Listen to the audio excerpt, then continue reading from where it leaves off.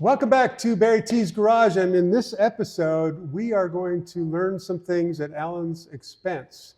This is Alan's Bugatti Type 22 Torpedo. Some of you know it. There's a really great full video about this car on the channel if you want to see it.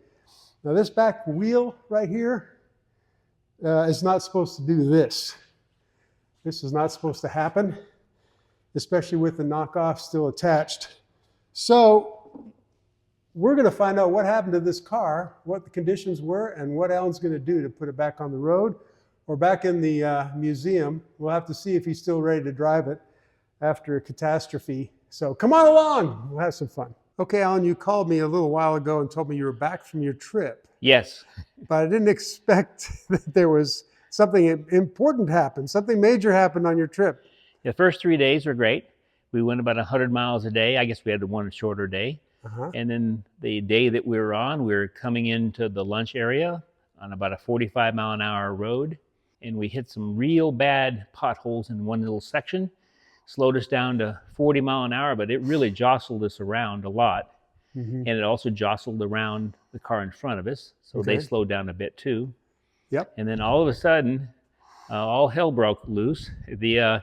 All kinds of grinding and banging around, and we had broken an axle, and apparently broken it in the chatter bumps and the chuck holes. So it's on the outside rear, and I have four wheel brakes that are cable operated. So I still had front brakes, and when something's starting to really grind and make noise, and you're dragging on the road a little bit, and you don't know what's exactly is happening, but there's so much commotion, it's not natural. You're pulling over.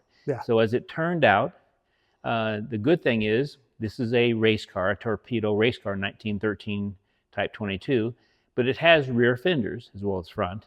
So the rear fender allowed the tire and rim to kind of stay with the car and kind of support the weight.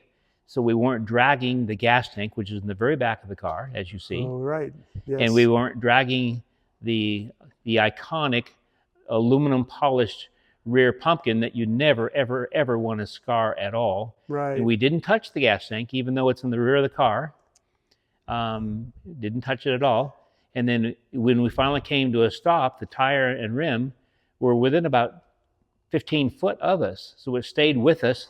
So we did break a 1-inch thick fender brace off with the weight of the car and the hitting and the bouncing. And then when we got all done, we were off the road halfway, and we didn't do any real major damage other than a broken axle.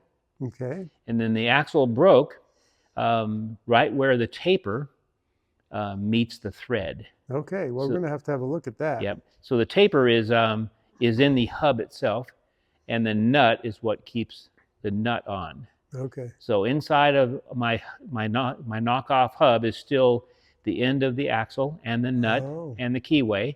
So at least I felt good that it didn't fall off, that I didn't tighten it, and the knockoff didn't fall off. That would have been awful. It's still with it. At least it broke. Right. Right. It was not a human-caused accident, we'll say. No, and I guess you could take everything apart 100% every hour and x-ray everything, but we drive our cars, so they do break things from time to time. So that's an important point to just revisit. If people may not have seen the full video we did about this car, I may not know how much you drive this car, so why don't you tell us that part? I've driven it. I spent 3,500 hours restoring it in 2016, and I'm about 16,000 miles of races and rallies and every kind of event possible with it, including Bugatti Grand Prix, and we've traveled as much as sometimes 75 miles an hour. Normally 55 to 65 mile an hour is more than we can take without a windshield. So that's kind of our speeds. And I will attest personally that when you take a corner, I've had a ride, you're not taking that corner just very gently and just cruising. You like to push it a bit. It's made as a race car and a performance car and a sports car, and that's how we use it. Excellent. Yes, it could still stay in my collection and not ever be moved, but I have all my cars to drive. So I realize that I'm going to have some repairs from time to time. So with that attitude, you're not crying in a corner. We understand there's something to fix, and you're going to take it on. And we're going to fix it in the next couple of days, I hope. Okay, that'll be interesting to see. Okay, well, good. Well, let me help you get that off the trailer. All right. And we'll see a little more clearly what happened. Okay, thank you. Okay. Yeah. Yeah. Yeah. Down.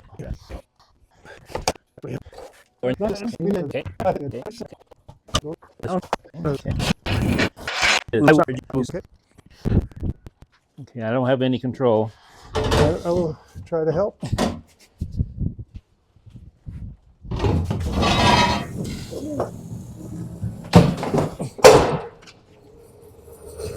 Run away, Bugatti!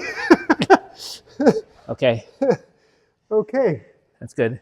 that was about as fun as it needed to be. Okay, Alan, now we're got out of the trailer, we can look and see what happened here.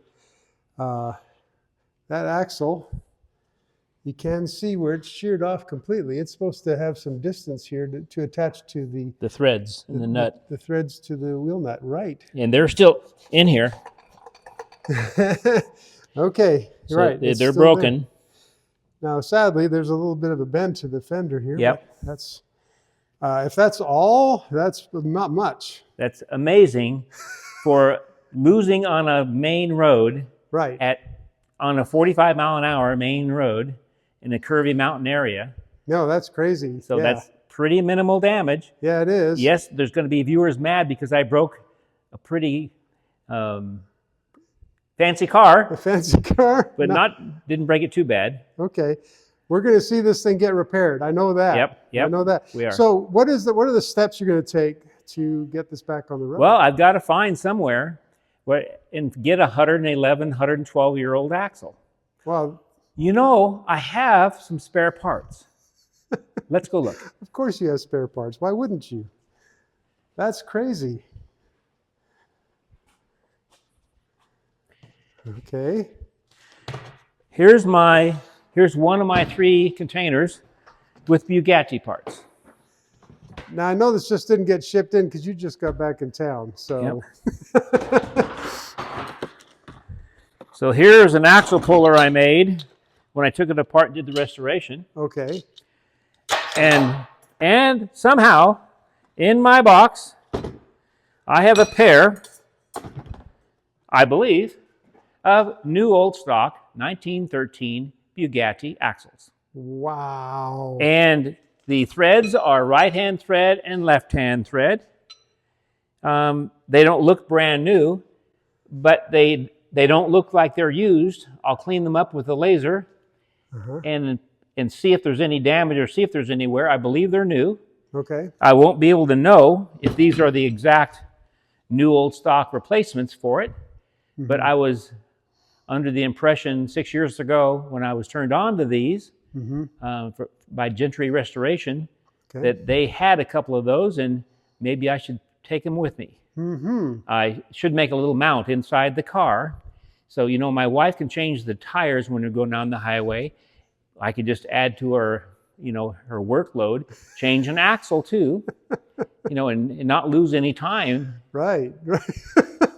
Yeah, what a hassle to have to put it on a trailer. I mean, you should have been just fixing down the side of the road. That's right. Or even going down the road. You know, it's not that heavy of a car. So tonight, I'll put it up on my lift. Okay. And I'll take the pumpkin out. I'll take the pumpkin apart.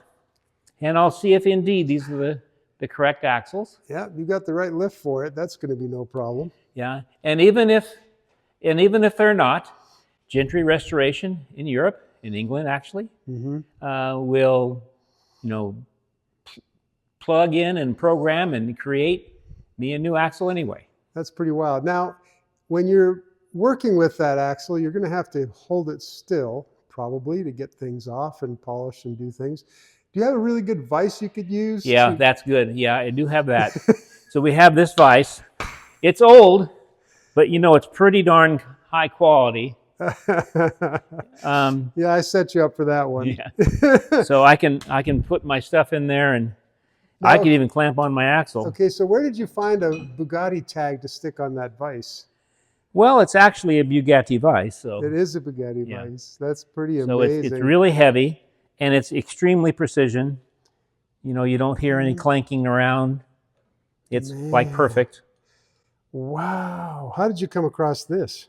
Just in the hobby, people, you know, you find out where things are, and you get the opportunity by being out there and by being responsible.